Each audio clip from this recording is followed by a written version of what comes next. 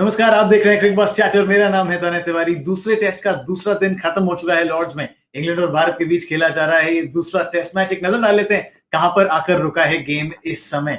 जिस तरीके से शुरुआत हुई थी दिन की, भारत 276 पर थी, लेकिन वहां से ज्यादा रन जुड़े नहीं, सिर्फ 364 रन बना पाई। पहली पारी में केएल राहुल की शानदार शतक और जेम्स एंडरसन ने लिए 5 विकेट। इंग्लैंड आई बल्लेबाजी करने, बड़ी सतर्क रहे, शुरुआत में भी सतर्क रहे। उसके बाद जब विकेट्स गिरे, फिर पारी संभाली रोरी बर्न्स और जो रूट ने। रोरी बर्न्स का विकेट लिया मोहम्मद शमी ने, मोहम्मद सिराज ने चटकाए 2 विकेट। जो रूट अभी भी नाबाद 48 रन, उनके साथ दूसरे छोर पर खेल रहे हैं जॉनी बेस्टो। इंग्लैंड 245 रनों से पीछे। हमारे साथ जुड़ रहे हैं जहीर खान। जहीर, बहुत बहुत स्वागत है आपका क्रिकबॉस चैटर में। और आज जिस तरीके से ये तीसरा सेशन गया है, जिस तरीके से एक समय आया जब विकेट्स नहीं गिर रहे थे, लेकिन फिर जब विकेट गिरा एक, वो रोरी बर्न्स का मोहम्मद शमी ने लिया। कैसे देखते हैं आप भारत की गेंदबाजी को इस सेशन में? देखिए, सिराज ने 2 विकेट लिए टी टाइम के बिल्कुल बाद में। तो सेकंड का जो स्टार्ट, जो आगाज होना था ना, बिल्कुल जिस चीज का हम जिक्र कर रहे थे, वो उसी तरीके का हुआ। उसके बाद हमने फिर से एक चीज देखी जो हमने ट्रेंट ब्रिज में भी देखी थी कहीं ना कहीं, जो एक आप 2 विकेट ले लेते हो, उसके बाद जो माहौल बनना चाहिए, या जिसके बाद थोड़ा एक संयम या नियंत्रण के साथ, जो आप फील्ड की रचना के साथ बोलो, या तो अपने आप को एक थोड़ा एक डिसिप्लिन लाइन एंड लेंथ से बोलो, उस तरीके से अगर आप थोड़ा गेम को कंट्रोल करें ना, तो थोड़ा और ज्यादा इंपैक्ट आ सकता है। मतलब उसके बदौलत आपको हो सकता है एक आध और विकेट मिल सकती है, वैसे माहौल बन सकता है। तो वो एक चीज कहीं ना कहीं मैं समझ रहा हूँ कि इस गेंदबाजी यूनिट को बैठ के समझना जरूर चाहिए, या इस विषय में चर्चा जरूर करनी चाहिए। क्योंकि आप जब देखते हो ना, तो एक अच्छी बात है कि हमेशा हर गेंदबाज जब भी आ रहा है वो विकेट लेने की तरफ जा रहा है। वो ये नहीं देख रहा है कि चलो ठीक है, थोड़े बहुत अगर रन चले जाते, तो वो एक पॉजिटिव जरूर है, मैं समझता हूँ। उसके साथ ही साथ आपको एक और चीज को जोड़ना होगा कि जब कौन सा फेज ऑफ द गेम है, सिचुएशन ऑफ द गेम है, आप उस पर और बेटर कभी कभी जस्ट एक रनों का अगर ड्राई पैच आता है ना, तब भी प्रेशर से कभी कभी बल्लेबाज आप एक आध विकेट हासिल कर सकते हो। तो वो एक फेज मैं समझता हूँ जरूर रहा। उसके बाद जब 2 विकेटें गिरी, उसके बाद कहीं ना कहीं मैं समझता हूँ थोड़ा ज्यादा अग्रेशन, या उस मोमेंटम में जो फुर्ती आई, उसके बाद उस मोमेंटम में थोड़ा ज्यादा संयम की कमी लगी मुझे। उसके अलावा जब शमी वापस आए, तो वापस इस सेशन में भारत को 3 विकेटें मिली है। तो आप कह सकते हो कि भारत के लिए एक अच्छा ही सेशन रहा। हाँ, थोड़े रनों पर थोड़ा सा और अंकुश होता तो ये और बेहतर सेशन भारत के लिए हो जाता। और कितना महत्वपूर्ण रहता है, क्योंकि हम बात करते आए हैं लगातार मोमेंटम की, और वहां पर 2 विकेट मिले आपको, आपने मोमेंटम बनाया, मगर फिर एक ऐसा दौर आया जहां 6 गेंदों में 5 बाउंड्रीज भी आ गई उनके पास। 3 बाउंड्रीज मारी रोरी बर्न्स ने, मोहम्मद सिराज को एक ओवर में, फिर अगले ओवर में जो रूट के बल्ले से भी कुछ बाउंड्रीज निकली। तो क्या ऐसी चीजें जब होती हैं, क्योंकि आपके पास रन नहीं है, आपने बोला रनों पर अंकुश लगाया, और वो भी शायद बल्लेबाजों के दिमाग पर खेलता है, क्या जब ऐसे में रन एकदम से एक साथ आ जाते हैं तो बल्लेबाज भी थोड़ा चैन की सांस लेते हैं कि चलिए भाई रन तो बन गए हैं, उन पर से भी प्रेशर थोड़ा कम होता है? जी बिल्कुल, इसमें कोई शक नहीं। क्रिकेट वैसे ही चलती है ना। और आप ये भी नहीं कह सकते कि नहीं, पार्टनरशिप सामने वाली टीम बनाएगी नहीं, पार्टनरशिप उन्होंने भी बनानी है। उस पार्टनरशिप को कितना मेहनत करके बनाने दिया आपने, ये जरूर आप सोच सकते हो। और जब आप 2 विकेट ले चुके हो, उसके बाद आप किस प्रेशर में बल्लेबाज है, उस प्रेशर में अगर वो इनिशियल फेज थोड़ा अगर रिलैक्स हो जाता है ना, तो कभी ना कभी आपको मतलब वो चीज थोड़ी महंगी पड़ सकती है। और अगले बल्लेबाज जो आए थे, जब सिराज हैट्रिक पे थे, तो वो थे जो रूट। तो मतलब वो भी एक रीढ़ की हड्डी है इंग्लैंड के इस बैटिंग लाइनअप की। आपको पता है उनके ऊपर कितनी जिम्मेदारी लेके वो खेलते हैं, और उनके इर्द गिर्द फिर ये इंग्लैंड की बैटिंग लाइनअप रन बनाने में कामयाब होती है। तो उस नजरिए से भी आपको सोचना चाहिए, क्योंकि वो एक खिलाड़ी जो रूट है, अगर उन्होंने रन बनाने हैं, तो ज्यादा से ज्यादा गेंदें खेल के रन बनाने चाहिए। कुछ इस तरीके का अप्रोच भी काम आएगा। हमने देखा है जब सचिन तेंदुलकर भी खेलते थे ना, तो सामने वाली टीमें इस तरीके का फील्ड की सजावट करते थे कि उनको अगर रन बनाने हैं तो काफी मेहनत, काफी समय आपको क्रीज पे रहना पड़ेगा, काफी मेहनत मशक्कत करनी पड़ेगी। तो उस तरीके से भी आप अप्रोच कर सकते हो जब कोई अच्छा दिग्गज बल्लेबाज है और अच्छे फॉर्म में भी है। जिस तरीके से वो साझेदारी भी बनी, जहीर आपने सही कहा बिल्कुल, कि जब वो रन्स फ्लो होने लग गए ना, वो जो साझेदारी थी जो रूट और रोरी बर्न्स के बीच, आप देखें 84 रन 164 गेंदों में, तो यहां स्ट्राइक रेट भी अच्छा था। ये एक फ्लो था इस साझेदारी में जहीर, और उसकी कमान ऑफ कोर्स जो रूट ने ही संभाली। और इसीलिए आप बार बार कहते आ रहे हैं, और मैं अपने दर्शकों को याद दिलाना चाहूंगा कि जहीर बार बार कहते आ रहे हैं हमारे पहले टेस्ट के प्रीव्यू से, कि जो रूट कड़ी है उनके इर्द गिर्द जब जब इंग्लैंड के बल्लेबाज बल्लेबाजी करेंगे वो सफल होंगे। क्योंकि इस साल जिस तरीके से इंग्लैंड के टॉप 3 खेले हैं, 14 डक्स हैं उन तीनों के बीच, 10 टेस्ट मैचेस कुछ में, जो एक कैलेंडर ईयर में किसी भी टेस्ट साइड के लिए सबसे ज्यादा है टेस्ट क्रिकेट के इतिहास में। और अभी साल पूरा नहीं हुआ है, तो आप देख सकते हैं कितनी तकलीफें हैं उनको उस टॉप ऑर्डर में, जिसकी वजह से जो रूट जैसे खिलाड़ी बहुत महत्वपूर्ण हो जाते हैं और उनके इर्द गिर्द बल्लेबाजी करना बहुत महत्वपूर्ण हो जाता है। इस गेम में भी जहीर कुछ वैसा ही देखना चाहेंगे आप इंग्लैंड की तरफ से, कि जो रूट बल्लेबाजी करते रहे और उनके इर्द गिर्द बाकी साझेदारियां बनती रहे। अगर आप यही सवाल जो रूट से पूछो ना, तो वो ये बोलेंगे कि मुझे आप इतना प्रेशर में डालते हो हमेशा, मैं और अच्छे से बल्लेबाजी कर सकता हूँ और तेज गति से रन बना सकता हूँ, अगर ऊपर के 1 2 3 में से कुछ ऐसा मुझे लगे या ऐसा प्लेटफॉर्म मिले जिसके बदौलत वो जाके फ्रीडम के साथ बल्लेबाजी कर सके। जो जब भी बल्लेबाजी करने जाते हैं तो ऑलरेडी आपकी टीम थोड़ी पीछे है गेम से, आप प्रेशर में हो, तो आपको ज्यादा रिस्पॉन्सिबिलिटी लेके खेलना पड़ता है, संयम से खेलना पड़ता है। आप कभी कभार अपने जो नेचुरल इंस्टिंक्ट्स है उसको कर्ब्स करके चलते हो, तो वो एक अतिरिक्त दबाव आप कह सकते हो रूट हमेशा ही झेलते आ रहे। लेकिन इंग्लैंड की अगर बल्लेबाजी की आप बात करो ना, तो ऊपर के 1 2 3 में अभी भी उन्हें वो जो ऑप्शंस चाहिए वो मिल नहीं रहे। तो आप इसे उस नजरिए से भी देख सकते हो, इनएक्सपीरियंस भी कह सकते हो कि उतना अब तक एक ट्रांजिशन फेज भी कह सकते हो कि यहाँ पर उन्हें कुक के बाद या स्ट्रॉस जब खेल रहे थे उसके बाद आपको उस तरीके का बल्लेबाज अब तक नहीं मिला है। और 1 2 3 की तकलीफें आज कुछ बढ़ाई भारतीय गेंदबाजों ने भी। एक नजर डाल लेते हैं भारतीय गेंदबाजों पर आज के दिन। बेहतरीन गेंदबाजी करी, हाँ बीच में कुछ रन जरूर गए, लेकिन आप देखें वहां पर ईशांत शर्मा, जसप्रीत बुमराह, मोहम्मद शमी, मोहम्मद सिराज, रविंद्र जडेजा, सभी ने गेंदबाजी करी।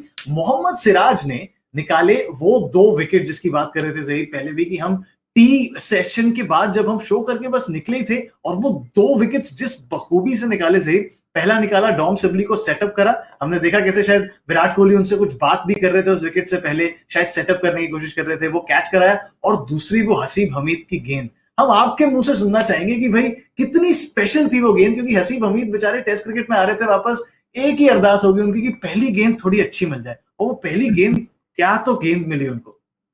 जी बिल्कुल, आप कह सकते हो कि थोड़े से जो नर्व्स होते हैं या बटरफ्लाइज कहते हैं ना स्टमक में, थोड़ा सा ऐसे इतने दिनों के बाद खेल रहे, कमबैक कर रहे, तो वो एक अतिरिक्त दबाव जरूर था, मैं समझता हूँ।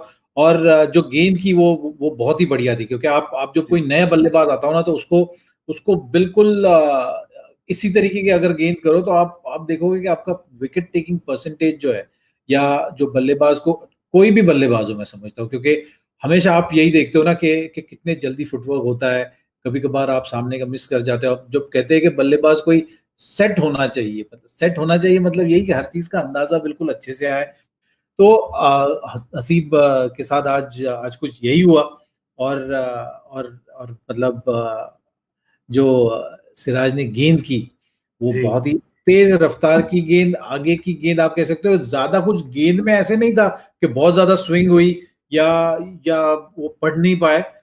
एक दबाव में भी आप कह सकते हो, पैर भी आगे नहीं गया और गलत लाइन पे खेल गए बिल्कुल। तो सिराज के लिए खुशी, लेकिन हसीब के लिए जरूर ये दिन भूलने लायक। जी बिल्कुल, थोड़ा तो लगा, क्योंकि वो बड़े उतार चढ़ाव के करियर से वापस आए हैं। वो इंडिया में जैसा खेला, उसके बाद यहाँ पर आकर काफी लंबा अंतराल था उन दोनों श्रृंखलाओं के बीच। लेकिन मोहम्मद सिराज जहीर जिस तरीके से, मैं पहले तो ये जानना चाहता हूँ कि क्या मैं अकेला हूं जिसको लग रहा था आज जब सिराज गेंदबाजी कर रहे थे, चाहे उनको चौके पड़ रहे हो ना पड़ रहे हो, जब वो गेंदबाजी कर रहे थे, एक तो लग रहा था कि वो डबल बैटरी लगा के आए हैं, मतलब 200% दे रहे हैं अपना, और जब गेंदबाजी कर रहे थे लग रहा था ये विकेट लेके जाए। नहीं, वो तो उसमें कोई शक है ही नहीं, वो हमेशा उसी रफ्तार से चलते हैं और उसी अग्रेशन में अपनी क्रिकेट खेलते हैं। और जब भी गेंद पैड पे लगती है या बैट्समैन बीट होता है, तो आप समझ, तो बस अगर DRS 10 होते ना तो भी इनके लिए कम पड़ते थे।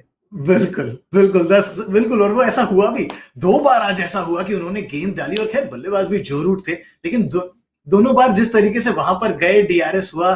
DRS की भी बात करेंगे सही जरूर, लेकिन मैं सिराज के कैरेक्टर के बारे में थोड़ा और जानना चाहता हूँ। कठिनाइयां सही है उन्होंने, लेकिन एक जिस तरीके से ये करियर शेप ले रहा है उनका, कितने कितना महत्वपूर्ण हो जाता है आपके अटैक में एक ऐसा गेंदबाज होना जिसकी तरफ कप्तान जब देखे वो गेंदबाज तैयार है कि हाँ जी मैं गेंदबाजी करूंगा और मैं अपना 200% दूंगा।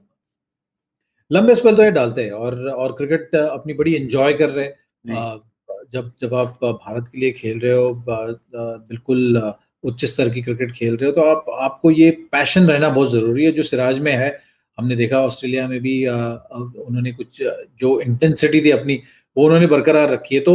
तो एक जब आपको पता है ना आपके इर्द गिर्द भी इतने गेंदबाज है, तो जी आपको आपको बिल्कुल कुछ हटके तो करना होगा।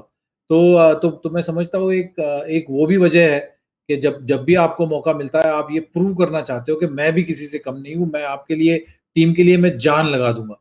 तो कुछ उसी तरीके का अप्रोच, उसी तरीके का एटीट्यूड मुझे हमेशा हमेशा सिराज से नजर आता है कि आप कप्तान को बस हमेशा देखते हैं और कहते हैं कि आप मुझे गेंद दीजिए, मैं आपके लिए कुछ कर जाऊंगा। कभी कभी गेंदबाज जब थका होता है तो शायद नजरें चुराता है, लेकिन कभी कभी सिराज जैसा गेंदबाज वो ढूंढता है कप्तान की नजरें की कप्तान मुझे देख रहे हैं कि नहीं। कुछ ऐसा ही करते हैं वैसे वो DRS में भी, जो रूट को 2 बार उन्होंने LBW टैप करा। एक बार तो वो चले गए कि नहीं विराट भैया लेना पड़ेगा, आपको लेना पड़ेगा, लिया, वो मिस हो रहा था। दूसरी बार उन्होंने ऐसा अपने मुंह पर हाथ रखा और उन्होंने कहा अब मैं कुछ नहीं बोलूंगा, मुझे तो लग रहा है आउट है, आप लोग देख लो। और एक हमने विजुअल देखा जहीर की वो करने जा रहे थे रिव्यू और ऋषभ पंत मना कर रहे हैं उनको, और ये सब देखने में बड़ा अच्छा लगता है टीवी पर, क्योंकि आप देख रहे हैं टीम एक तरीके से जुड़कर आ रही है, साथ में एक डिसीजन ले रही है। लेकिन आपने कहा कि 10 होते तो शायद 10 भी कम पड़ते। DRS रिव्यू सिर्फ 3 होते हैं और हमने पहले देखा है किस तरीके से एक गलत DRS कई बार टेस्ट मैच और कई बार श्रृंखलाओं का भी रुख मोड़ देता है। यही इंग्लैंड में देखा था हमने उस एशेज में कुछ समय पहले। तो कितना महत्वपूर्ण है कि इन सब मोमेंट्स में, और होते भी 15 सेकेंड्स ही आपके पास, कितना जरूरी कि उस समय आप सही डिसीजन लें, और वो कौन होगा सही डिसीजन लेने वाला। इतने अभी तो इस वक्त जब भी मैं DRS का अपील जाता है या कोई क्लोज कॉल होता है, तो एक एंटरटेनिंग से 15 सेकंड्स होते हैं मेरे लिए कि जिस तरीके के डिस्कशन होते हैं, जिस तरीके की बातचीत वहां पे, जिस तरीके का एनिमेटेड हाव भाव हर जगह आपको नजर आते हैं, तो एंटरटेनिंग जरूर है। लेकिन देखिए अब तक कुछ ऐसे रिव्यू बिल्कुल अगेंस्ट नहीं गया है। मतलब हाँ, फेलियर्स बहुत हुए हैं और एक हम मजाक कर सकते हैं इस चीज में। आई एम श्योर कि जो अंदर खेमे में भी है ना, भारतीय खेमे में, वो भी अभी उन्हें मतलब हंसी आती है, क्योंकि जब आप स्क्रीन पे देखते हो, फिर आप देखते हो अरे हमने मतलब बिल्कुल नहीं लेना चाहिए था, ये कैसे मिस कर गया। तो ये उसी दिन खलेगा जिस दिन आपके पास रिव्यू बचा नहीं है और आपको 200% पता है। मतलब एक कहते हैं ना कि बिल्कुल ही एक ब्लेटेंट सा विकेट जो अंपायर पढ़ नहीं पाया, जी जी, हाँ, आउट ही आउट है, आपको पता है। और उस वक्त आपके पास अगर रिव्यू ना हो तो उस दिन ये बात ज्यादा खलेगी। और कहीं ना कहीं आपको उस मौके में, उस सिचुएशन में जाने के बाद सोचने के बजाय आप पहले ही सोचो कि एक आध रिव्यू अगर आप इस करके ना ले रहे हो कि आपको डाउट है, जब तक आप 100% श्योर नहीं हो ना कि ये डिसीजन एक अंपायर की एरर हुई है, और वो एरर बड़ी है, क्योंकि अंपायर इस स्तर पर भी एक सारे बहुत अच्छे क्वालिटी के अंपायर्स हैं, उनके अच्छे स्टैंडर्ड्स उन्होंने सेट किए हुए हैं। तो अगर वो कुछ बिल्कुल ही गलती करे या एरर करे तभी आपको रिव्यू यूज करना है, तो उसी तरीके से देखना चाहिए।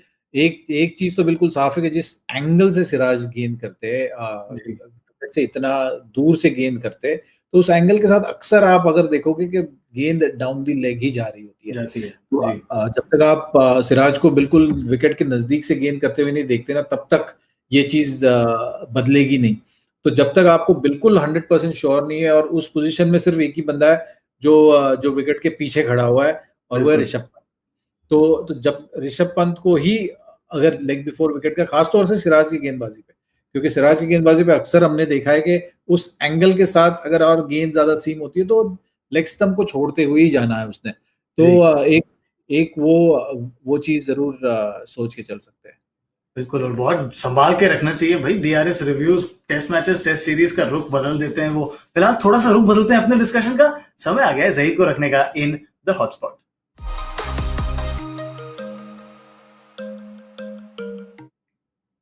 ज़हीर 3 विकेट जरूर है, सिराज ने बेहतरीन गेंदबाजी करी, सारे गेंदबाजों ने बेहतरीन गेंदबाजी करी, लेकिन बीच में एक ऐसा पैच आया इस पारी में भी जब लगा कि विकेट्स नहीं आ रहे हैं, लगा कि भारतीय टीम सब ट्राई कर रही है लेकिन वो विकेट नहीं आ रहा है। पहले जब ऐसा होता था तो कप्तान देखते थे रविचंद्रन अश्विन की तरफ, रविचंद्रन अश्विन आते थे एंड ऐसा कहते हैं ना अंग्रेजी में 9 टाइम्स आउट ऑफ 10 आपको विकेट दिला के ले जाते थे। यहाँ रविचंद्रन अश्विन है नहीं। क्या कहीं बीच में उनकी कमी खली? क्योंकि इस पिच पे टर्न भी देखा है हमने, तो क्या आगे भी खल सकती है रविचंद्रन अश्विन की कमी? देखिए, अगर आप सिर्फ क्वालिटी ऑफ द बॉलर देखेंगे तो हाँ, हमेशा आपको उनकी कमी जरूर खलेगी।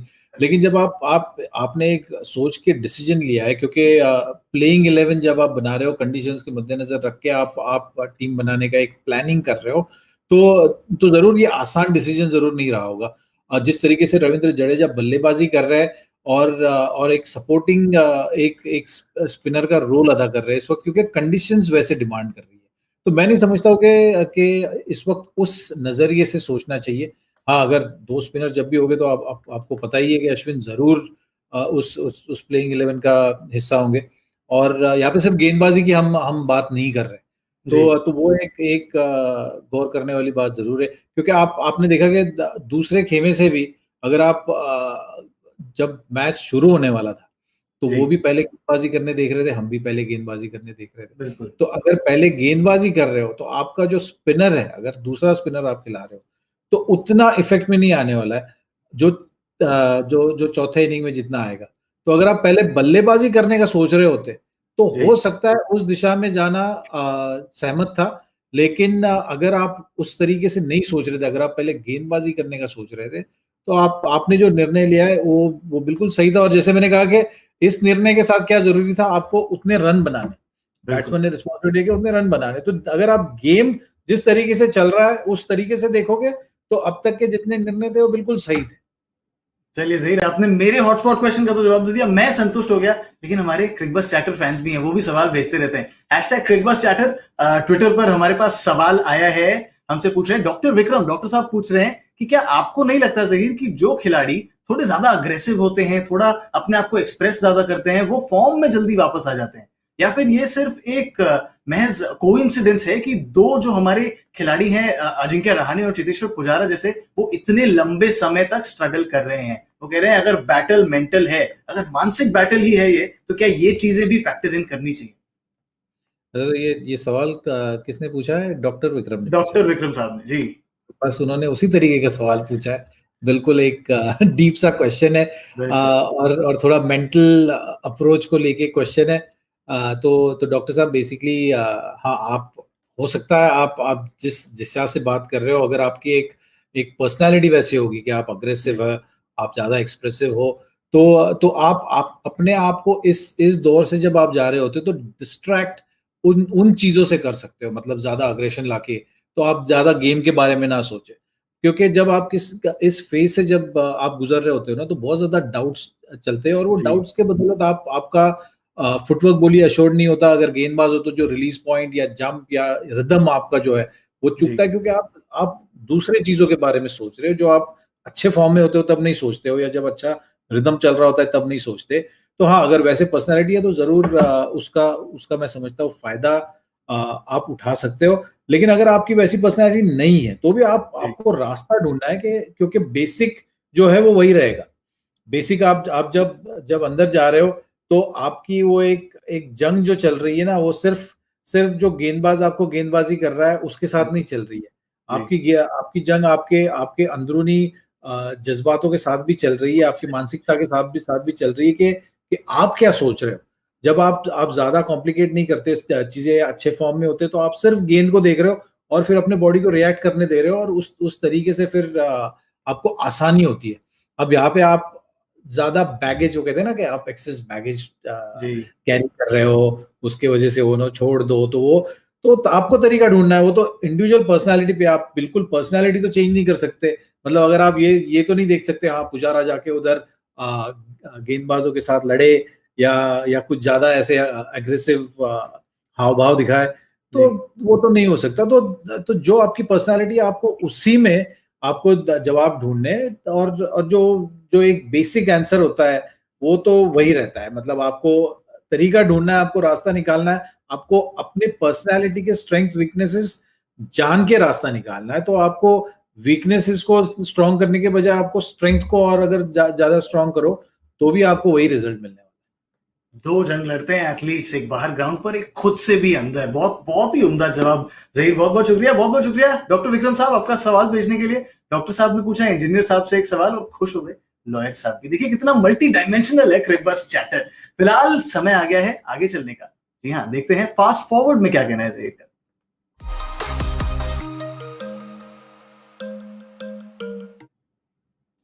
ज़हीर, आज का दिन जिस तरीके से खत्म हुआ है, दोनों टीमों ने ही कुछ प्रदर्शन अच्छे हुए हैं, कुछ प्रदर्शन शायद वो कह सकते हैं बेहतर होंगे। दोनों टीमों में से कौन सी टीम कह रही है तीसरे दिन जब हम जाएंगे तो हमारे पास शायद एज है? मैं अभी भी समझता हूँ कि इंडिया के चांसेस ज्यादा है आपको इस गेम में और पकड़ मजबूत कराने के। इंग्लैंड के लिए अभी भी काफी काम बचा हुआ है, मैं समझता हूँ। अगर आप देखोगे कि इस समय भारत के लिए अगर रूट का विकेट जल्दी मिल जाता है कल सुबह, तो बिल्कुल सारी चीजें अलग आपको नजर आएगी। इसके बाद बल्लेबाजी करने आएंगे मोइन अली भी थोड़ा ज्यादा शॉट्स खेलना पसंद करते हैं, ज्यादा समय लेंगे नहीं अपने शॉट्स खेलने से पहले। तो वो एक अवेयरनेस अगर आप होगी, उस तरीके से आप प्लानिंग करोगे तो आप उनके आगे रहोगे।